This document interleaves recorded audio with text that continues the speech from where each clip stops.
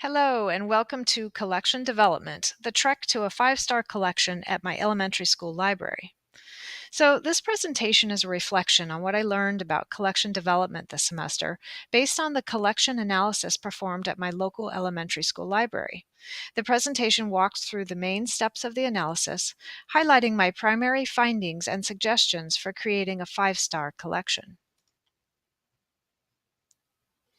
Before we begin our trek, I want to briefly introduce the most important concept I learned this semester, and that is connection development. That's right, connection, not collection. Libraries are so much more than the stuff contained within them. The value of the library is tied up in what it does, not only in what it has. In that sense, libraries that focus on making connections rather than simply tending to their collection can create a five-star environment for their users. Connection development includes things like providing access to materials rather than owning them outright, actively engaging users with each other, and providing virtual services that offer two-way communication. Know your community and curriculum. The first step in your trek is to become familiar with your school's demographics. So, at our school, it looks something like this: 616 students in kindergarten through fifth grade, 71% of whom qualify for free or reduced lunch, and 33% of whom are English language learners. We have a large majority of Hispanic students. As part of learning more about your community, you want to be on the lookout for any gaps, such as certain stakeholders not using the library, and whether or not some aspects of the library are fully functional, such as virtual services. The idea is that you want to see lots of connections being made. You will, of course, also want to be familiar with the curriculum, including the content standards at each grade level, in order to provide appropriate learning materials. At our school, students are regularly scheduled for library time each week, but I discovered that teachers, parents, and administrators are less involved. Also, the library's virtual presence, its website and remote access services, are undeveloped and underutilized. So, how do my findings about the community and the curriculum affect collection development? Well, when the library is not engaging with the entire community, meaning all potential users, then it is nearly impossible to develop a collection that reflects their actual needs and interests. A mismatched collection is money poorly spent and a lost opportunity. A library advisory committee could be an effective long-term solution, and surveys might help in the short term. The next stage of your trek involves identifying technology and connection systems. What is the state of technology in your school, and how is it being leveraged for connection development? Is it effectively connecting patrons to the world of information outside the four walls of the library? The state of technology in my library is quite high. We have wireless access, lots of databases, ebooks, a smartboard, and a cart full of Chromebooks. However, all this connectivity goes largely unused because there's little time for instruction or library programs that help foster connection development, and there is no virtual learning commons. Apart from securing more library time, perhaps students could be taught to use the catalog from home to select books, and then the extra time could be used for library instruction or special programming. Using the website as a virtual learning commons would really boost connection development. It could include video tutorials about using the catalog and databases from home, recommended book lists, Symbaloo web mixes, a gallery of student work, or anything really that encourages a two-way conversation between the library and its patrons, or between the patrons themselves. The next task is to map the collection. This means creating a visual representation, such as an infographic, of your collection, mapping out the size and quality, and identifying strengths and weaknesses. To do this, pare down your areas of inquiry into chunks. For example, the core collection, one general emphasis collection, and one related subcategory or special emphasis collection. A visual map will help you clarify your collection in a succinct way, and importantly, it allows you to share with others, be it for bragging rights, or to identify needs, or just to develop some talking points to get the conversation going. Given the Common Core's emphasis on informational text, I chose to look at our nonfiction collection.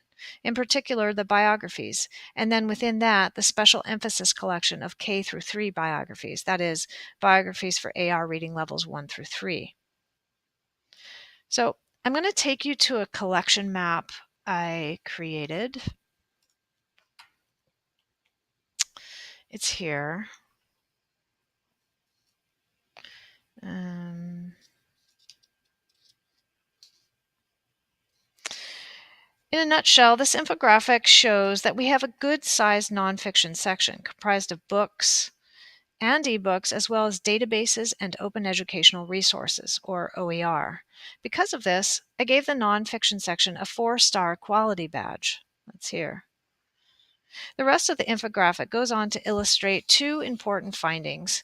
First, that 60% of our books, I should say, first 60% of our biographies are comprised of ebooks that are not sorted by reading level, which makes them a lot less usable.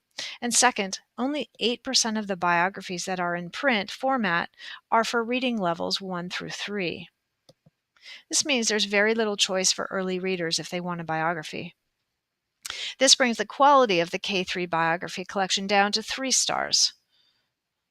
Actually 2, didn't I put 2?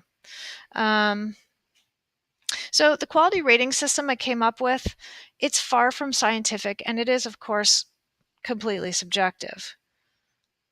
This is some of the information I judged it on. But all of this, it's a good starting point for discussion, analysis, and planning. So let's go back to our presentation here. The next step in our trek is to make another map, a map to the future, based on the strengths and weaknesses identified during the previous step. Here, you propose targets for the growth and development of the collection over a specific time period, and you put budget numbers to it. So again, we're going to leave Prezi here and go to my second map. It looks like this. So it's a development strategy. As you can see, we have a ways to go, particularly in the K3 biography collection. But the plan would be to maintain the overall size of the nonfiction collection, but aim to increase the quality to 5 stars, mainly by increasing instruction about digital resources. It's also recommended to aggressively weed biographies that are not circulating well, because biographies should inspire students, acting as windows and maps to a world of possibilities. The hope is for students to connect in some way with historical and/or contemporary leaders, but they can't do this with outdated titles. So furthermore, it suggests building up print biographies for reading levels 1 through 3 while simultaneously downsizing print biographies for older students who will increasingly be using digital materials. The white panel here shows the budget implications for these recommendations, comparing the average annual library budget at public schools of our size, which is about here, $10,000, with our proposed purchases, which comes to $6,900 over the course of 3 years. It should be noted, this is important, that this plan relies as much on purchasing new books as it does on making good use of our existing array of digital resources. So we're back here in our Prezi. After creating maps, the next part of the trek is to conquer acquisition. The acquisition process is where the rubber meets the road when implementing a collection development plan. It's wise to carefully consider selection criteria and the role of patrons, professional reviews, and intellectual freedom in the context of connection development.